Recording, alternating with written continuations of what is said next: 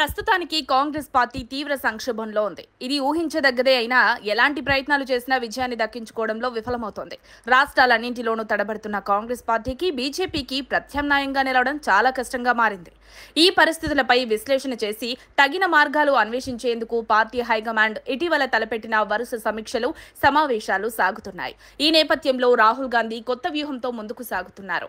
3 గుర్రాల తత్వాన్ని ప్రస్తావిస్తూ గుజరాత్ నుంచి గెలుపు ప్రయాణం మొదలుపెట్టాలని సూచిస్తున్నారు. ఈ తత్వం ఏంటంటే గెలుపునిచ్చిన ఎక్కేందుకు నిజమైన పోటీదారులను ముందుకు తేవాలని, అంటే రేసులో గెలిచే సామర్థ్యం ఉన్నవారికే టికెట్లు ఇవ్వాలన్నదే లక్ష్యం. గతంలోనూ ఇదే అంశాన్ని రాహుల్ ప్రస్తావించగా ఇప్పుడు మరింత స్పష్టంగా అదే దిశగా చర్యలు చేపడుతున్నారు.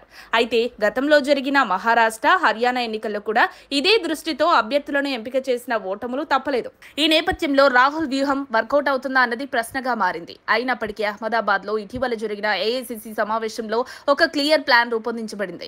ముందుగా గెలిచే అవకాశం ఉన్న అభ్యర్థులకు మాత్రమే అవకాశం ఇవ్వాలని, మద్దతును ట్రెండింగ్ నాయకులకే కేంద్రీకరించాలని నిర్ణయం తీసుకున్నారు.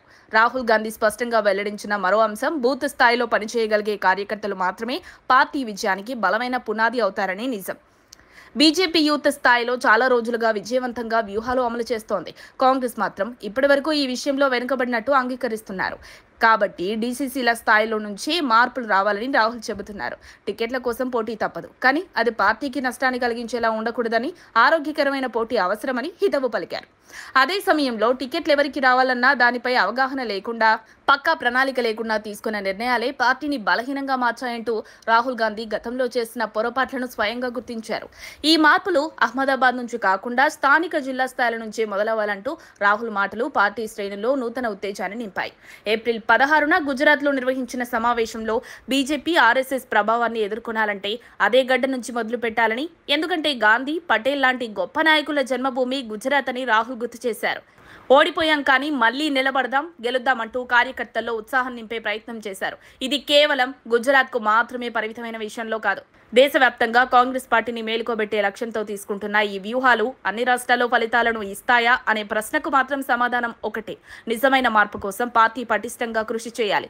తెలంగాణలో విజయం సాధించిన కాంగ్రెస్ మిగతా రాష్ట్రాల్లో ఎందుకు చతికిలపడింది, ఇప్పుడు గుజరాత్లోనే ఎందుకు ఆశలు పెట్టుకుంది అనే ప్రశ్నలకు సమాధానం అక్కడ 30 ఏళ్లుగా అధికారంలో ఉన్న బీజేపీకి వ్యతిరేకత చాప కింద నీరులా పెరుగుతోందనే నమ్మకం.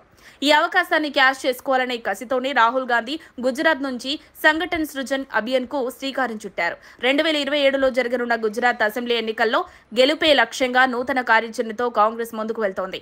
అయితే ఈ గేమ్ ప్లాన్ ఎంతవరకు వర్కౌట్ అవుతుందో కాలమే చెబుతుంది. కానీ ఇప్పుడు మాత్రం కాంగ్రెస్ నాయకత్వం స్పష్టంగా మార్పు దిశగా అడుగులు వేస్తోందనేది నమ్మలేని సత్యం.